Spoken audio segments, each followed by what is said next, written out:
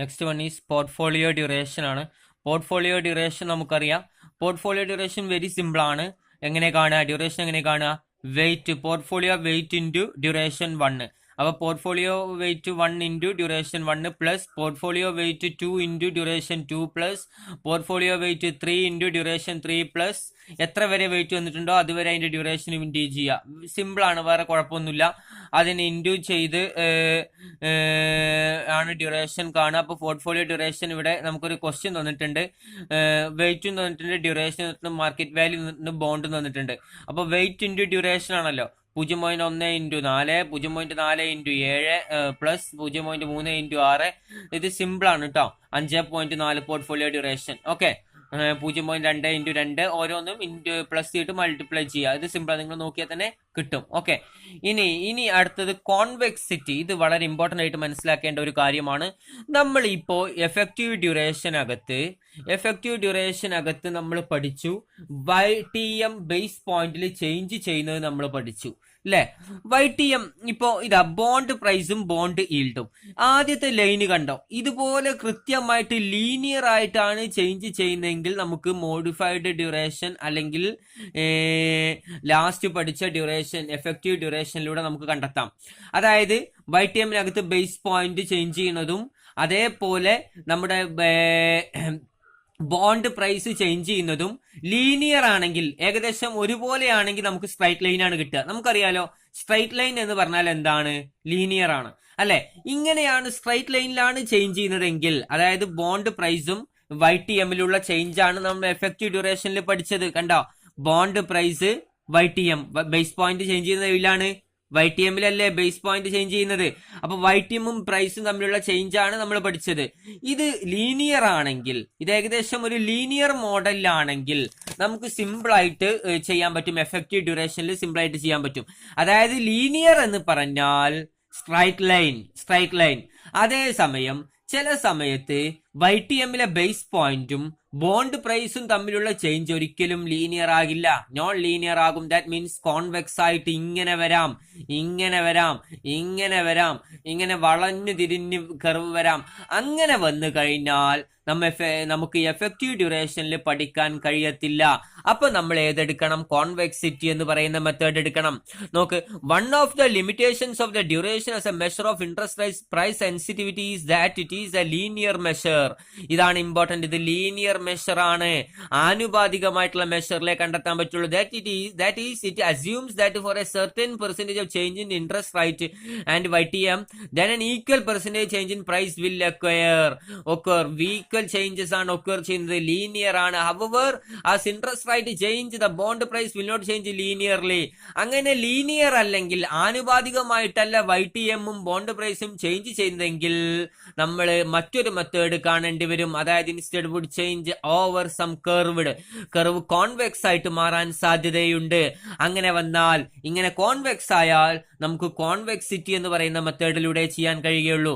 Modified duration അല്ലെങ്കിൽ effective duration രണ്ടും same അല്ല കേട്ടോ. മോഡിഫൈഡ് ഡ്യൂറേഷൻ നമ്മൾ രണ്ടാമത് പഠിച്ച ഡ്യൂറേഷൻ ആണ്, എഫക്റ്റീവ് ഡ്യൂറേഷൻ നമ്മൾ മൂന്നാമത് പഠിച്ച ഡ്യൂറേഷൻ ആണ്. രണ്ടിലും കൂടി approximation of price change bond when there are relatively small changes, ചെറിയ ചേഞ്ചസ് വരുമ്പോൾ 10% കൂടുമ്പോൾ 10 ബേസ് പോയിന്റില് അങ്ങനെയുള്ള ചെറിയ ചേഞ്ചസ് വരുമ്പോൾ പഠിക്കാൻ സുഖം ഏതാണ്? എഫക്റ്റീവ് മോഡിഫൈഡ് ആണ്. അത് കോൺവെക്സ് അല്ല, ലീനിയർ ആണ്. നമ്മൾ ആദ്യം ചെയ്ത എഫക്റ്റീവ് ഡ്യൂറേഷനിൽ ചെയ്ത പോയിന്റ് എത്രയായിരുന്നു? 10 ആയിരുന്നു. എന്നാൽ കുറച്ചും കൂടി ലാർജ് ചേഞ്ചസ് വരുമ്പോൾ നമുക്ക് ഏത് ചെയ്യേണ്ടി വരും? കോൺവെക്സിൽ ചെയ്യേണ്ടി വരും. ഇവിടെ 10 വരികയാണെങ്കിൽ നമുക്ക് ഏറ്റവും നല്ലത് ഏതാണ്? എഫക്റ്റീവ് ഡ്യൂറേഷൻ ആണ്, അല്ലെങ്കിൽ മോഡിഫൈഡ് ഡ്യൂറേഷൻ ആണ് നമുക്ക് ചെയ്യാൻ എളുപ്പം. 10, 20 അങ്ങനെയൊക്കെ വരുമ്പോൾ. എന്നാൽ വളരെ കൂടുതൽ ബേസ് പോയിന്റ് ചേഞ്ച് ചെയ്താൽ, അതായത് കോൺവെക്സ് ആയാൽ, കൃത്യമായി ലീനിയർ അല്ല, ആനുപാതികമല്ല എങ്കിൽ, കോൺവെക്സിലി ഷേപ്ഡ് ആണെങ്കിൽ നമുക്ക് രീതി ഏതാ വേണ്ടത്? നമ്മൾ ചെയ്യേണ്ട രീതി ഏതിലാ നമ്മൾ കാണുക? കോൺവെക്സ് ഡ്യൂറേഷൻ എന്ന് പറയുന്ന ഒരു മെത്തേഡിലാണ്. അപ്പൊ കോൺവെക്സ് ഡ്യൂറേഷൻ എന്ന് പറയുന്നത് കോൺവെക്സിറ്റി എന്നാണ് അറിയപ്പെടുക. കോൺവെക്സിറ്റി കാണുന്ന ഇക്വേഷൻ ഇതാണ്. പേജ് നമ്പർ 94 വളരെ കൃത്യമായി കൊടുത്തിട്ടുണ്ട്. V- -2V0 divided by 2V0 into dy². Okay, dy all square.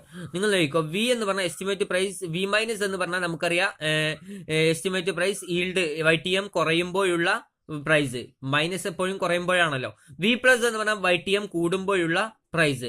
V0 എന്ന് പറഞ്ഞാൽ ഇനീഷ്യൽ ഒബ്സർവ്ഡ് ബോണ്ട് പ്രൈസ്. നേരത്തെ നമ്മൾ 100 ആണ് എടുത്തിരുന്നത്, എന്നാൽ ഇവിടെ 100 എപ്പോഴും 100 ആയിക്കോളണം എന്നില്ല. ഒബ്സർവ്ഡ് ബോണ്ട് പ്രൈസ് ആണ്, അത് മാറാൻ സാധ്യതയുണ്ട്. DY എന്ന് പറഞ്ഞാൽ change in required in yield decimal form. നേരത്തെ നമ്മൾ എടുത്ത പോലെ തന്നെ ഡെസിമൽ ഫോമിലേക്ക് അതിനെ മാറ്റണം. എന്നാൽ നമുക്ക് ഇനി ക്വസ്റ്റ്യനിലേക്ക് ഒന്ന് കിടക്കാം. നിങ്ങൾ നോക്കൂ, 5 ഇയർ 7.25 കൂപ്പൺ ബോണ്ട് പ്രൈസിൽ 98.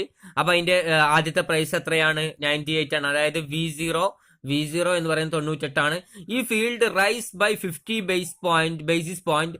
Estimated price is 96.01. അത് ഞാൻ ഇവിടെ എഴുതിയിട്ടുണ്ട്. 50 കൂടുമ്പോൾ 96.01. ഈ yield fall by 50 basis point. Estimated price is 100.04. അത് ഞാൻ ഇവിടെ എഴുതിയിട്ടുണ്ട്. 50 കുറയാണെങ്കിൽ 100.04. ഇങ്ങനെ എഴുതി കഴിഞ്ഞാൽ നമുക്ക് പെട്ടെന്നുണ്ട് ചെയ്യാൻ. ഓക്കെ, ഇനി നമുക്ക് നോക്കാം. കോൺവെക്സിറ്റിയുടെ ഇക്വേഷൻ എന്ന് പറഞ്ഞാൽ V minus plus V plus. അതായത് ഈൽഡ് കുറയുമ്പോഴുള്ള വാല്യൂ, ഈൽഡ് YTM കുറയുമ്പോഴുള്ള വാല്യൂ ഏതാണ്? 100.04 ആണ്. അതിവിടെ എഴുതി 100.04 പ്ലസ് V പ്ലസ് എന്ന് പറഞ്ഞാൽ YTM കൂടുമ്പോഴുള്ള വാല്യൂ. എത്രയാണ്? 96.03. അപ്പൊ 100.04 പ്ലസ് 96.01 മൈനസ് 2 എഴുതി ഇൻറ്റു V0 എത്ര? 98 ആണ്. 98 എഴുതി ഡിവൈഡഡ് ബൈ 2 ഇൻറ്റു V0. 98 ആണ് V0. 2 into V0 98 into DY whole square. അതാണ് നോക്കേണ്ടത്. DY എന്ന് പറഞ്ഞാൽ നമ്മൾ നേരത്തെ പറഞ്ഞ പോലെ തന്നെ change in required yield in decimal form. നമ്മൾ ഇവിടെ ചെയ്ത അതേപോലെ തന്നെ, കഴിഞ്ഞ പ്രോബ്ലത്തിൽ നമ്മൾ ചെയ്ത അതേപോലെ തന്നെയാണ് ഡെസിമൽ ഫോമിലേക്ക് നമ്മൾ മാറ്റണം. ഓർമ്മയുണ്ട, 100 ബേസിസ് പോയിന്റ് എന്ന് പറഞ്ഞാൽ 1%, 10 ബേസിസ് പോയിന്റ് എന്ന് പറഞ്ഞാൽ 0.1%. 0.1 നമ്മൾ 100 കൊണ്ട് ഡിവൈഡ് ചെയ്തിട്ട് 0.01 ആക്കി മാറ്റി. അതുപോലെ തന്നെ ഡെസിമൽ ഫോമിലേക്ക് മാറ്റണം. അപ്പൊ നമുക്കറിയാം 100 ബേസിസ് പോയിന്റ് എന്ന് പറഞ്ഞാൽ 1%. ഇവിടെ എത്രയാ ബേസിസ് പോയിന്റ് ചേഞ്ച് വരുന്നത്? 50 ബേസിസ് പോയിന്റ് ആണ്. അപ്പൊ 100 ബേസിസ് പോയിന്റ് 1% ആണെങ്കിൽ 50 ബേസിസ് പോയിന്റ് എത്രയാണ്? 0.5%. ഈ 0.5നെ എന്തിലേക്ക് മാറ്റണം? ഡെസിമൽ ഫോമിലേക്ക് മാറ്റണം. അപ്പൊ 0.5 divided by 100. That means 0.005 square. ഇവിടെ സ്ക്വയർ ഉണ്ടല്ലോ, DY എന്ന് പറയുന്നത് 0.05 വരും. അതിന്റെ സ്ക്വയർ എടുക്കുക. അപ്പൊ നമുക്ക് 10.20 എന്ന് ആൻസർ കിട്ടും. ഓക്കെ, ഇതാണ് കോൺവെക്സിറ്റി എന്ന് പറയുന്ന പ്രോബ്ലം. കോൺവെക്സിറ്റി എപ്പോഴും ചെയ്യാം. YTMനകത്ത് വളരെ കൂടുതൽ, അതായത് 50, 40 ഒക്കെ ചേഞ്ചസ് വരുമ്പോൾ നമ്മൾ സാധാരണ കോൺവെക്സിറ്റി ആണ് ചെയ്യുക. അല്ലെങ്കിൽ നമ്മൾ ചെറിയ ചേഞ്ചസ് 10 ഒക്കെയാണ് വരുന്നതെങ്കിൽ നമ്മൾ എഫക്റ്റീവ് ഡ്യൂറേഷനിലാണ് ചെയ്യുക. Okay, thank you.